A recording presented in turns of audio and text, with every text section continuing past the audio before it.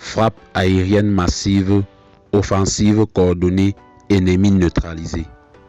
Le Burkina Faso vit un tournant historique sous la direction du capitaine Ibrahim Traoré aujourd'hui. On vous dévoile tout sur les dernières opérations militaires qui pourraient bien changer le destin du pays. Si tu es nouveau ici, abonne-toi et active la cloche pour ne rien rater de l'actualité sécuritaire et géopolitique du Sahel. Ici, c'est la vérité, sans filtre, pour comprendre ce qui se joue sur le terrain.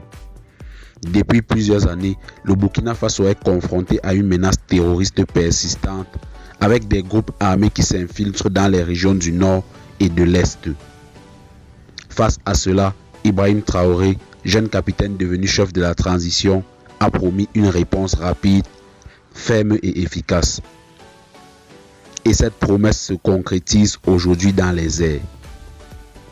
Dans plusieurs zones sensibles comme Setenga, Djibo, Titao et la boucle du Mouhoun, les forces de défense et de sécurité, soutenues par les volontaires pour la défense de la patrie, ont déclenché des frappes aériennes stratégiques contre des groupes terroristes identifiés grâce à des renseignements fiables. Les drones de surveillance ont permis d'identifier des camps ennemis, des caches d'armes et des regroupements suspects. Résultat, des frappes chirurgicales menées avec une précision impressionnante ont permis de neutraliser plusieurs cellules actives sans causer de dommages collatéraux civils. Ces frappes sont souvent la preuve du renforcement militaire sous Ibrahim Traoré, notamment avec l'acquisition de nouveaux équipements aériens et l'appui de partenaires stratégiques et techniques. Le président de la transition ne veut plus simplement défendre, il veut reconquérir le territoire. Pour cela, il mise sur le renseignement de terrain et technologique, les frappes aériennes coordonnées, la mobilisation des populations via les volontaires pour la défense de la patrie et un redéploiement stratégique des troupes.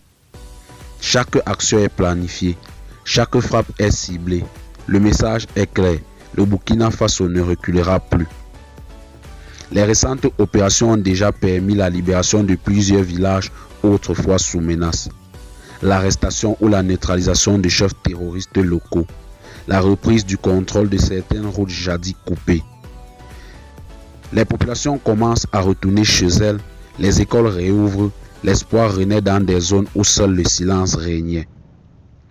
En lançant ces frappes aériennes, Ibrahim Traoré envoie un message fort. Le Burkina Faso se battra et se relèvera coûte que coûte. Et toi, qu'en penses-tu?